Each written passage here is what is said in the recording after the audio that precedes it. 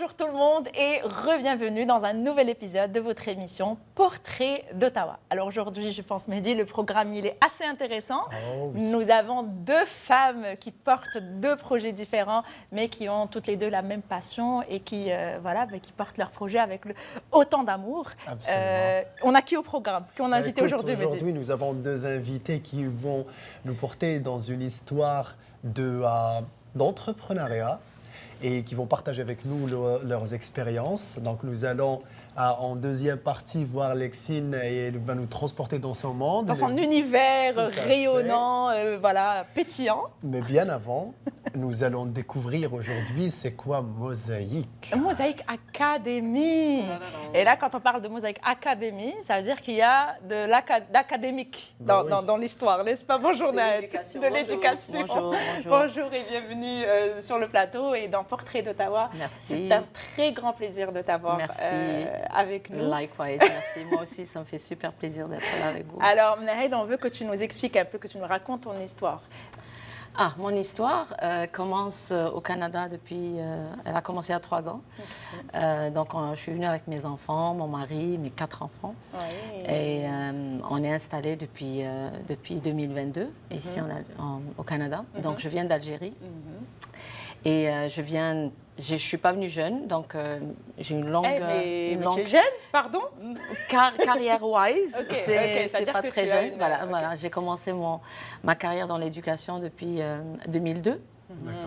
Entrepreneuriat depuis 2012. Et en venant au Canada, c'était un petit peu compliqué. Est-ce que je reste dans l'entrepreneuriat? Est-ce que j'entame une carrière en tant qu'employée? C'était un petit peu compliqué, donc j'ai essayé de trouver ma voie.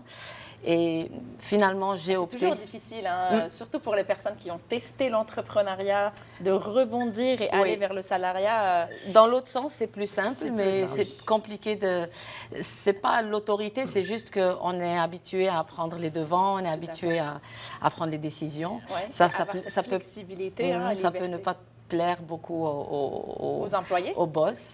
Donc, j'ai décidé de devenir boss et rester surtout dans mon domaine, qui est l'éducation. Mais bien sûr, après quand même 2 ans de réflexion, d'observation, il a fallu un peu de temps. J'ai dû faire moi-même mon étude du marché. Et ça a commencé en fait dans mon quartier. Vraiment, ça a démarré dans mon quartier, en rencontrant les mamans dans les bus stops. Et ça discutait, j'expliquais que moi j'étais enseignante d'anglais, de français depuis toujours. Et on me disait, ah oui, j'aimerais que tu enseignes mes enfants, est-ce que tu peux leur donner des cours de français? D'autres me disaient, est-ce que tu peux leur donner des cours d'anglais? Donc je me suis retrouvée à faire du tutoring un petit peu tout le temps. Après, on compte aussi qu'il y a un besoin. C'est ça, c'était ça le déclic. Et je me suis rendu compte qu'il y avait un réel besoin, que les enfants qui venaient, surtout les nouveaux arrivants, ils allaient dans des écoles francophones, mais leur niveau en anglais était un petit peu difficile, était un petit peu faible par rapport aux standards. Et dans l'autre sens aussi, donc mes enfants qui étaient anglophones avaient par contre des lacunes en français. Donc voilà, donc il y avait un besoin dans les 2 langues, et sachant que le Canada reste bilingue, donc il fallait vraiment répondre à ces besoins. Et il y a aussi la langue arabe qui est la 3e langue du centre, pour justement cette communauté nord-africaine, arabophone, qui veut garder ce lien avec son identité, avec ses racines. Et on y tient beaucoup. Donc, mes enfants aussi étaient concernés par ce besoin-là. Donc voilà, c'est comme ça que l'idée est venue. Je me suis dit, non, c'est mon domaine. Je vais rester dans mon domaine. C'était vraiment... Quand on vient dans un pays qu'on ne connaît pas, on ne sait pas ce que ça va marcher, ce que ça ne va pas marcher, est-ce que les gens vont adhérer. Surtout que l'idée, ce n'était pas de faire quelque chose d'académique, de strict, de scolaire. C'était vraiment être dans une idée de club. Bon, bien sûr, il y a les cours standards, mais c'est très dynamique, c'est vraiment pas scolaire. Et il y a aussi les clubs pour le renforcement linguistique, justement. Et je pense que c'est vraiment un gros défi, l'apprentissage, tout ce qui est académique, parce qu'aujourd'hui, la concentration des jeunes et surtout la tolérance à rester assis sur une chaise, à écouter un prof parler, aujourd'hui, elle rétrécit de plus en plus. Donc, je trouve que les écoles, elles ont... elles ont ce mandat de s'adapter un petit peu avec la nouvelle réalité de nos jeunes. Et c'est ce que tu as compris aussi dans ton centre. Oui, et surtout quand on fait du online classes pour les gens qui ne peuvent pas venir, qui ne peuvent pas commute, c'est-à-dire direct à l'école. Mais vraiment, on préconise le in-person, vraiment les cours en présentiel. Et ça crée cette ambiance d'école, d'élèves. Et puis après, on prend un petit café pendant la pause et on parle dans la langue cible. Surtout rester dans la langue cible. Donc, on fait le cours, bien sûr dynamique, mais ensuite, on peut parler d'autres choses. On est en train de lancer aussi un programme qui est le Total Immersion, où c'est surtout pour les ados et adultes, où l'élève vient à 10 heures, on prend nos cours, mais ensuite on va déjeuner ensemble, toujours dans la langue cible, et on commande ensemble, on fait des commentaires sur ce qu'on mange, et voilà, c'est-à-dire sortir un petit peu du cadre du livre, manuel, scolaire, tout ça. Et voilà, et ça marche très très bien. C'est l'idée pour qu'ils apprennent la langue dans la vraie vie. C'est ça, voilà, real life situation, c'est très important. Ça permet de pratiquer un peu la langue, non seulement dans un cadre académique, oui, mais exactement. Tout à fait. C'est-à-dire vraiment être dans le langage pratique, c'est-à-dire sortir un peu du livre, quoi. Du livre, non, sortir de la grammaire et être sur un langage où, dès qu'il sort, il va le pratiquer, en fait. Parce que c'est ça le défi pour l'apprentissage des langues, généralement, c'est qu'on nous apprend les lettres, tout ce qui est théorique, mais après, quand tu as quelqu'un devant toi... Oui, on ne va pas lui conjuguer le verbe sortir au présent simple ou du subjonctif. Tout à fait, exactement. Donc, c'est ça l'objectif, c'est vraiment faire quelque chose, c'est-à-dire donner des cours de manière très pratique et vivante. Voilà. C'est vivant, humain, exactement. Et vous avez mentionné les adultes, vous avez mentionné les adolescents. Est-ce que ça veut dire que vous avez des classes un peu diversifiées en termes d'âge, ou bien comment vous vous organisez? C'est toujours la même tranche d'âge. Il faut vraiment rester dans vraiment un maximum de deux années d'écart. Parce que les centres d'intérêt sont les mêmes. Oui. On ne va pas mélanger des ados avec des enfants. Les centres d'intérêt sont complètement différents. Et on fait en sorte à ce que ça soit le même niveau linguistique pour qu'il y ait vraiment une homogénéité dans les classes. Voilà, c'est ça les critères en fait de grouper les élèves. C'est vraiment des petits groupes. À quel âge on peut commencer? Franchement, nous on commence à 7 ans. Mais on a eu des enfants de 5-6 ans qui étaient vraiment prêts. En fait, c'est une question d'être prêt à apprendre. Parce qu'il y a l'école. Et ça, c'est de curiosité aussi. Parce qu'il y a des enfants qui sont habitués à leur école, donc ils n'acceptent pas de venir dans un centre, surtout quand ils sont trop petits. 5 ans, c'est peut-être encore petit, mais il y a des enfants qui sont très éveillés. Oui, ils sont très éveillés. Ils rentrent, ils se sentent déjà chez eux, ils vont à la bibliothèque, ils prennent des livres, ils se mettent par terre. Et ça nous fait plaisir. C'est-à-dire que voilà, le icebreaker a été fait et on commence. Parfois, on reste même par terre en train de commencer un cours, mais sans que l'enfant le sente. Et ça, c'est super. Mais idéalement, c'est vrai que pour le moment, on va sur 7 ans et plus. 7 ans jusqu'à?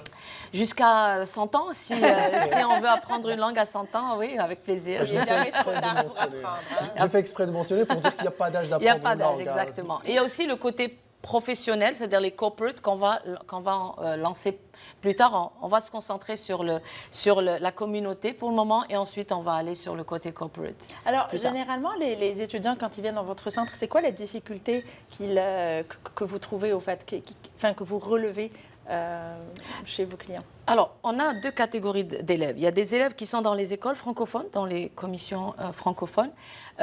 Ils parlent anglais. Leur anglais est bon à l'oral. Mais dès qu'on voit la accuracy, c'est-à-dire dès que when it comes to l'écriture, l'exactitude de accuracy, c'est vraiment, j'ai été vraiment très étonnée de voir qu'il n'y a vraiment pas un bon niveau, c'est-à-dire ils sont fluent mais pas accurate.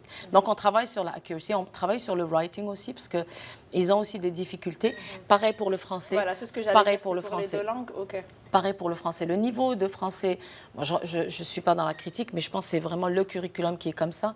Nous qui venons de pays vraiment francophones, le niveau de français est vraiment basique. Il y a des lacunes grammaticales, genre syntaxiques, etc. Oui, c'est ce que vous remarquez? Oui, ils font pendant des années, ils vous disent qu'ils ont fait du français, mais en fait, ils ne savent pas parler. Ils n'arrivent pas à parler. Donc nous, on est là justement pour vraiment créer cette envie de pratiquer, parce qu'à l'école, je trouve que c'est très théorique, justement, parler de théorie, mais à l'école, à Mosaïque, ils se mettent vraiment à parler, à faire des phrases. Et on a vraiment toutes les communautés maintenant, même la communauté indienne, par exemple, parce qu'ils ne parlent pas français à la maison, mais ils veulent que leurs enfants soient bilingues. Donc, il y a une très grande communauté d'ailleurs qui nous demande aussi des cours de Benjabi. Ils nous disent, s'il vous plaît, faites-nous des cours de Benjabi, parce que pourquoi pour pas les enfants. Oui, tout à fait. Parce que c'est comme ça, quand ils viennent... hein. Oui, exactement. Et oui. je voulais te poser une petite question qui m'intrigue depuis tout à l'heure. Pourquoi Mosaïque? Pourquoi le choix du... Est-ce que c'est lié à ton expérience en Algérie ou bien c'est un nouveau nom que tu as choisi? Non, Mosaïque, c'est très nous. D'abord, c'est beaucoup de couleurs. Moi, j'aime beaucoup les couleurs. J'aime la gaieté. Oui. Je viens d'un pays où le soleil, on connaît bien le soleil d'Afrique du Nord.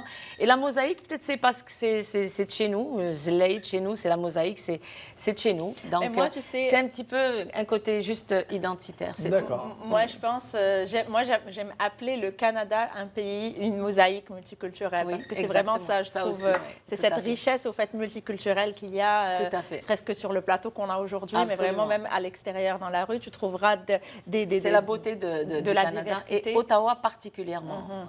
Ottawa particulièrement. Je ne connais pas le reste du Canada, mais j'aime beaucoup cette ville. Donc, et Orléans aussi, on est à Orléans. Justement, c'est ça. Donc le centre, il est à Orléans. On est à Orléans. Et les gens, une fois qu'ils mettent le pied dans votre centre, qu'est-ce que vous voulez qu'ils ressentent? C'est quoi ou quelle expérience vous voulez leur offrir? Franchement, la convivialité, ça c'est la première chose, parce qu'on n'apprend pas une langue ou autre chose si on ne se sent pas bien, si on ne se sent pas à l'aise. Surtout qu'on a quand même une catégorie, les enfants, c'est pas évident de leur faire aimer quelque chose. Tout à fait. Quand les parents leur disent « tu vas apprendre le français », c'est pas toujours bien perçu. Donc, première chose, déjà, c'est de créer cette complicité avec les élèves. À l'âge adolescent, c'est encore plus compliqué. J'en ai 2 à la maison. C'est encore plus compliqué. Donc, il faut vraiment créer cette complicité. Ouais. Et ta question, c'était quoi? C'est ça. C'était donc une fois qu'on arrive au centre, une fois qu'on arrive au centre, on sent la convivialité et on sent. Alors, est-ce qu'il y a des nouveautés, Nahed, qu'est-ce que vous prévoyez pour les gens d'Ottawa dans les semaines à venir? Pour les semaines à venir, déjà, il y a une petite réception qu'on va faire et franchement, on va inviter. On ne va pas inviter, en fait, tout le monde est le bienvenu. On va mettre ça sur nos pages, c'est sûr, mais j'aimerais vraiment que les gens viennent pour voir et rencontrer l'équipe. Et ça va être certainement la fin août, on va annoncer ça sur nos pages. C'est comme une journée porte ouverte? C'est ça, ce sera journée porte ouverte. On va vraiment rencontrer des gens de différentes cultures et on va voir les besoins de chacun. Il y aura certainement une belle promotion pour les inscriptions ce jour-là. Oui. Et surtout vraiment... L'ouverture, c'est ça, l'ouverture des cours d'automne qui commencent. C'est ça, on va démarrer l'année scolaire en fait en septembre. Le temps malheureusement nous manque, nous allons prendre une courte pause pour rencontrer Lexine.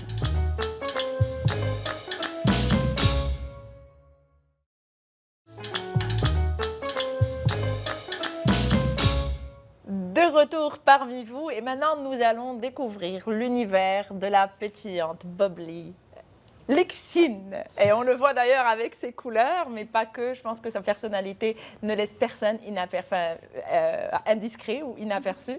Donc bienvenue Lexine, bienvenue dans notre émission. Oui, merci de m'avoir, c'est fun. Merci beaucoup d'avoir accepté notre invitation. Ça fait plaisir de t'avoir aussi aujourd'hui pour partager avec nous ton parcours. Et on est vraiment curieux, on veut savoir en fait, parce que je sais que tu es multitalent et que tu as plein de projets sur lesquels tu travailles en même temps. Voilà, tu es un chef d'orchestre qui fait plein de choses à la fois. Mais comment est-ce que ton histoire a commencé? Vraiment, j'avais 17 ans, j'étais dans ma dernière année au secondaire. J'étais la fille qui était comme impliquée dans tout en même temps pour aucune raison. Je voulais juste parler à tout le monde. Puis là, j'étais comme, OK, c'est quoi la meilleure façon d'avoir un icebreaker naturel pour parler à tout le monde dans l'école? C'était devenir la photographe de l'annuaire de l'école. Fait que là, j'étais comme, OK, cool, une excuse pour aller parler à tout le monde. Fait que j'ai eu ma première job-in. J'étais la photographe pour faire les photos pour la prom. On devait trouver une façon pour vendre les photos. Je les ai publiées sur ma page Facebook parce que Facebook, c'était la tendance, là. C'est ça. Puis là, j'ai publié mes photos sur ma page Facebook. Les gens devaient avoir les photos chez eux haute résolution. J'ai fait comme, je vais les vendre sur un CD, parce que c'était des CD dans le bon vieux temps. Ça, j'ai brûlé mes CD, j'ai vendais à comme 10 $. Là, je me suis fait 200 piastres avec mes ventes de CD. En une soirée. Tu sais, j'étais comme, OK, où ma Lambo, guys? Comme j'ai figuré le truc à la vie, j'ai figuré qu'est-ce que j'aime, ça me fait de la belle argent. Obviously, c'est pas la réalité, mais c'est comme un peu comme ça que je me suis commencée. J'ai réalisé les gens ils aimaient beaucoup se voir dans les photos, qu'il y avait tellement une valeur au souvenir d'avoir de belles photos aussi. Tout à fait. J'ai parti ma page, plus c'était comme effet de boule de neige. Mais pour comment le tu as reste de ma vie. développé ton talent? C'est-à-dire, est-ce que tu as fait une formation ou bien c'est juste ton instinct qui t'a conduit Parce que c'est vers pas la tout le monde qui photographie? prend des photos. Ben oui. Bah oui. Honnêtement, j'étais plus en amour avec l'idée de parler aux gens. Donc, moi, j'aimais les gens. Fait que c'était comme, OK, comment je te fais sourire pour de vrai, genre, dans ta photo, pour pas que tu sois malaisé ou weird. Tu sais, le sourire que t'es comme pas bien, là. Moi, j'étais comme, OK, c'est quoi mon truc? Puis j'ai comme un peu développé le côté de la photo après que j'ai développé le côté des gens. D'accord. Fait que j'ai pas pris de cours, j'ai écouté YouTube des fois, mais aussi je suis genre qui est comme Nike, just do it. Prends une caméra, va faire des photos, tu vas le figurer. Puis c'est comme la meilleure chose que j'ai pu faire parce que comme sans le réaliser, j'avais des guts d'être comme OK, je vais ramasser une random caméra, je vais figurer comment que ça marche. Je vais dire au monde que je sais qu'est-ce qui se passe, mais vraiment je sais pas qu'est-ce qui se passe. Puis c'est développé. Là, je sais qu'est-ce qui se passe. Là, vraiment, tu sais. Là, on Parce voit que quand vraiment même, que tu sais ce que tu sais Ça fait faire. 10 ans, là. Ça fait 10 ans. Hein. C'est pas... Peut-être la première, deuxième année, tu étais en train de figurer un peu comment ça se passe, mais maintenant, tu es la pro de la photographie. Moi, j'adorais les gens qui étaient comme for sure, tu utilises Photoshop ou Lightroom, hein? Comme les gros softwares d'Adobe. Je suis comme oui, définitivement pas le app qui vient avec ton ordinateur pour faire la retouche. Absolument pas. J'ai comme appris comme OK, peut-être que je devrais avoir ces programmes-là. Puis c'était tout le temps les gens comme définitivement tu as 2 caméras avec plusieurs lentilles. Je suis comme quelle lentille que je devrais avoir? Oui, absolument, j'ai ces lentilles-là. J'ai comme développé un peu C'est comme les gens qui ça. t'ont aidé à développer ton business, au fait. Ouais! Puis honnêtement, comme quand j'y repense, je suis comme, yo, j'étais vraiment patate d'être jeune puis être comme, sure, je vais le figurer, c'est correct. Maintenant, je suis comme, fais pas ça. Tu es folle de faire ça. Fait que j'étais comme, les premiers clients, j'ai trouvé sur les pages de Kijiji. Fait que juste comme, que j'explique tout le temps pour les gens qui ne connaissent pas le Kijiji, c'est comme le Facebook Marketplace d'aujourd'hui, qui peut être vraiment sketchy. Fait que je le recommande pas à tout le monde. Non, c'est vrai. Mais j'étais vraiment chanceuse. Je suis encore vivante, la vie est belle. Puis j'ai juste publié, puis j'ai littéralement écrit genre je ne sais pas qu'est-ce que je fais, mes photos sont cute, paye-moi un peu plus moins cher que des vrais professionnels, ça me ferait plaisir. Puis j'ai fait des mariages littéralement partout en Ontario, au Québec, pendant ma 12e année, parce que c'était n'importe qui voulait comme risquer les photos de leur mariage pour une jeune. Wow. Puis t'en fais confiance. Quoi. Oui! Puis ça a bien... Hey, ils ont eu la photo, il était cute, ça a bien tourné. C'est comme ça, justement, mon logo de Lexine Photographie. J'ai conduit 5 heures pour aller faire un mariage chez eux. J'ai photographié 12 heures de temps en échange pour mon logo. Wow! Parce que j'étais comme, OK, j'ai pas vraiment le budget, j'ai besoin d'un portfolio. Je fais tes photos de mariage, je fais mon logo, puis c'est encore mon logo aujourd'hui. J'adore. Ah, d'accord. Mais là, moi, ce que j'apprends de Lexine, c'est que des fois, il faut juste se lancer, hein, juste avoir l'audace, se lancer, même si tu sais pas forcément ce que tu sais faire, mais là, tu es une des meilleures de la ville, quoi. Donc finalement, c'est une formule gagnante. Là, j'apprends des choses. Mais je pense que c'est comme la meilleure façon parce que si tu ne l'essayes pas, tu le sauras pas. Puis c'est de là que tu réalises aussi qu'est-ce qui te passionne le plus. Parce que j'ai fait comme littéralement tous les genres de photos pour figurer comme, OK, genre, j'aime vraiment tout, ça c'est mon problème, mais j'aime beaucoup, beaucoup les mariages, les événements, les gens. Le plus de gens qu'il y a, le mieux que c'est. Wow. Fait que c'est... problème. Fait que c'est vraiment pour ça qu'il y a tellement différentes choses dans mon portfolio. Mais tu t'es même pas arrêtée à Lexine Photographie. Aujourd'hui, tu as développé d'autres projets, c'est bien ça? Ouais, tu as commencé par Lexiboot.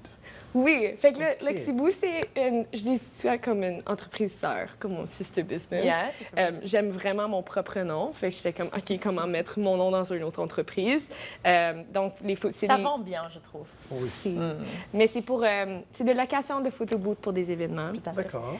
J'ai commencé ça après j'étais comme dans mes études à l'université, je voulais pas étudier, j'ai fait de la recherche sur comment est-ce que je pourrais améliorer mon revenu? Comme est-ce que je pourrais rajouter un petit quelque chose qui est le fun, qui est facile, que je connais déjà très bien, les événements, les mariages. OK, cool. Yeah! Je vais rajouter un photo booth, ça me rajouter un petit quelque chose les fins de semaine. Puis là, oups, tranquillement, j'en ai acheté une deuxième, puis une troisième, puis une quatrième. Wow. Puis là, j'étais rendue à une dizaine de photo booths en comme quelques années. Puis j'ai fait comme, OK, peut-être que il y a quelque chose. Donc, c'est vraiment une autre entreprise. On a comme une vingtaine de personnes à temps partiel qui travaillent pour nous. Ah ouais. Puis on fait plus que 250 événements par année maintenant. Là. C'est incroyable. Wow, OK. C'est incroyable. Donc, c'est vraiment... donc- c'est parti d'une idée, voilà, d'une jeune De la lycéenne, passion. d'une passion d'une jeune C'est ça. lycéenne. Et aujourd'hui, ça, voilà, ça éclore un petit peu partout. Ensuite, raconte-nous la suite. En plus, c'est pas limité à ça. Mais Hein. oui, c'est ça. C'est pas suffisant. Ça continue. Mais vraiment, non, je suis genre qui est comme une bucket list qui est vraiment longue. Puis j'avais publié sur Instagram, c'est Love Attraction, quand tu veux quelque chose, Ouais. parle-en à tout le monde, puis ça va. Ça va venir à ton chemin. À un moment donné. Fait que j'avais publié, avant que j'aie 30 ans, je veux vraiment mon propre centre événementiel pour avoir des mariages. D'accord. Puis là, j'ai commencé à en parler à littéralement tout le monde à qui que je pouvais en parler. Puis il y a des gens qui appartenaient justement le centre que maintenant on a acheté, qui ont fait « Ah, ben justement, on pensait peut-être prendre notre retraite. Si quelqu'un nous donnerait un bon prix, on pourrait vendre. » Puis j'ai fait « Allô, je suis un bon prix. » Puis ils ont fait comme « There's no way. » Super gentils, ils m'ont tout montré. Mais qu'est-ce qu'ils savaient pas? C'est moi, j'avais déjà été à la banque, j'avais déjà été regarder comment aller chercher le financement, qu'est-ce que j'avais besoin. Comme j'étais planifiée, là, j'étais prête. OK. Fait que j'étais comme, ça va se réaliser, right? So, je dois me préparer. So, t'es comme, j'adore. oh, tu sais, elle a des grands rêves, on va lui faire un tour. Je suis comme, OK, so combien tu veux? Let's go.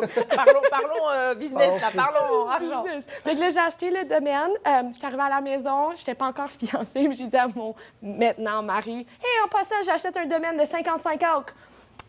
Si tu veux me rejoindre, sure, mais sinon, moi, je le fais. So, good luck. Puis il a fait comme, yeah, sure. Tu me prends moi et le domaine. Ben, c'est ça, c'est all inclusive. Puis il a fait comme, yeah, sure, ça serait vraiment le fun de le faire ensemble, comme développer pour notre famille. Donc, on l'a appelé le domaine Maletti. Parce que je suis devenue Madame Maletti. Wow, On ok. était le premier mariage à notre domaine. Ah, J'adore. c'est sympa. Ça, c'est une belle Donc, symbolique. vous avez Oui. déjà fait l'expérience que vous allez faire vivre. Ah, par contre, qui vous a photographié? Ah, c'est une de mes bonnes amies Ok. collègues, oui. Geneviève Albert. Mais non, sincèrement, je disais à tout le monde parce que dès que j'ai acheté, j'ai eu les clés le 28 juillet. Puis le 28 juillet, à 5 h PM, quelqu'un visitait notre domaine. Vraiment? Ouais, parce que j'étais comme, OK, j'appartiens, là. Go! Wow. Puis ils ont réservé, puis tout. Mais j'étais comme, OK, je dois vraiment me préparer, puis je leur disais, regarde, si moi je me marie ici, c'est la meilleure place à se marier. J'adore. Tu dois le J'adore. faire. Puis Ouais. aussi, on est les premiers à le faire. Donc, si ça va pas bien, c'est moi que ça va pas bien. Tu sais, c'est correct. C'est moi qui Tu es vais prendre le coup. l'ambassadrice de ton propre... Et tu prends quoi en charge exactement dans le domaine? Au domaine, vraiment, là, on s'occupe de toute l'exécution de la journée, donc la coordination, faire sûr que tout, j'ai beaucoup appris, right? Fait comme à mesure qu'on rencontrait les couples, on réalisait, tu veux pas te stresser, tu veux pas penser aux détails, nous autres, on pense aux détails. Oui, Donc, tu amènes ta propre bouffe, tu choisis ton propre catering, ton pourvoyeur, OK. mais nous autres, on s'occupe du reste. Ça, j'adore parce que, ayant déjà fait plusieurs endroits, justement, parce qu'on avait une fête familiale, et puis ça, c'était un grand handicap parce que généralement, on t'impose la nourriture sur place, donc on ne te Ok. laisse pas le choix, au fait. Et ça, c'était un gros non pour moi. C'est comme j'apporte ma propre bouffe. Et il y avait très, très peu d'endroits qui acceptaient la nourriture externe. Ouais. Donc ça, c'est vraiment un gros plus pour toi. Surtout si tu aimes une certaine bouffe ou Mais pour, oui, pour mais représenter comme ta culture, culture. tu veux amener tes choses à toi. Tout à fait. Puis aussi, ça impacte beaucoup ton budget. Ouais. Fait que si tu veux dépenser genre 300 $ par personne pour des super belles assiettes, cute, mais si tu fais un buffet à 40 $ par personne, tu peux avoir un super beau mariage d'une façon ou Ouais. d'une autre, mais Tout tu n'es à pas fait. limité. Et moi, j'aimerais savoir, parce que là, tu as dû en voir des mariages. Hein. On a vu les photos, tu as dû en voir des mariages de partout. Est-ce que tu te rappelles d'un événement où, je ne sais pas moi, voilà, une anecdote, quelque chose qui s'est Qui t'a passé, marqué. qui t'a marqué? Trop. Oui, beaucoup. Plusieurs. Mais comme moi, je savais l'année passée, c'était notre première saison à faire des mariages à notre domaine. Puis malgré que j'avais été photographe, moi, je pars à 9 h. Tu sais? Moi, je vois pas le reste, là. Tu sais, je vois pas la soirée. Fait que là, j'ai vraiment vécu du A à Z. Mais c'était la moitié de notre saison. C'était pas une belle journée. C'était de la grosse pluie, du tonnerre, un warning de tornade. Puis la mariée voulait vraiment se marier à l'extérieur. Puis moi, l'optimiste, j'étais comme, pas de problème, ça va passer. On va attendre. Mais la célébrante a décidé, non, si je fais tout de suite, sinon je m'en vais puis je vais pas les marier. Elle a décidé qu'elle, son horaire était plus important. Elle reviendra pas chez nous. Mais, pas de problème. Donc, la mariée était comme, non, on va attendre, c'est correct. On a toutes pris ces décorations d'extérieur, on l'a mis dans la tente. J'étais tout trempée à la vête parce que je courais dans la pluie. Sa famille était chill. Ils étaient pas pressés, eux autres. Ils allaient se marier anyway. Puis là, j'ai été prendre des shooters. J'en ai amené un à la mariée, j'en ai amené un à moi. Puis j'ai dit, on va prendre un shooter ensemble, OK? Elle l'a pris. Puis j'ai dit, all right, so voici qu'est-ce qui se passe. Peut-être qu'il va y avoir une tornade, mais on va faire ta cérémonie quand même, OK? Puis ça a super bien été, en fin de compte. Parce que la minute, tout le monde est sorti dans de la grosse pluie. La cérémonie, c'était super cute. Et dès que la mariée sort, gros soleil. Puis sa chanson, c'était « Here comes the sun ». Puis j'étais comme... Non! Mais moi, j'étais comme si on aurait attendu 2 autres minutes. Mais, tu sais, elle a adoré si c'était ça. orchestré, finalement. Ben, tu aurais dû le dire. J'ai tout préparé, au fait. C'était tout moi. C'était tout moi. Mais non, c'est comme... Ça, c'était le fun parce qu'on l'a vécu ensemble. Ils savaient que c'était notre première saison. Ça, je le dis à tout le monde, comme on apprend. C'est la saison que tu le vis avec moi. Je pense que c'est ce qui fait ta particularité. C'est ce vibe que tu es en train de créer, cette expérience. C'est ta personnalité. Ce n'est pas seulement un photographe, ce n'est pas seulement une société d'événementiel qui va t'organiser comment poser les tables, etc. Mais c'est que tu t'investis dans l'expérience, tu fais partie de l'expérience. Et je pense que c'est ce qui te démarque. C'est ce qui la rend unique. Voilà, mais moi, je pense que les gens aimeraient se marier chez toi. Pas forcément pour... Déjà, c'est très beau. Moi, j'ai visité, c'est super beau. Mais pas que ça. Je pense qu'il y a également toute l'ambiance qui vient autour. Et écoute, le temps est vraiment très, très serré. On aurait aimé... Exactement, on aurait aimé en parler. On va parler après les coulisses. Mais sur ce, je vous donne un prochain rendez-vous pour découvrir un portrait tout aussi intéressant que Lexine. C'était Leila Md. À la prochaine.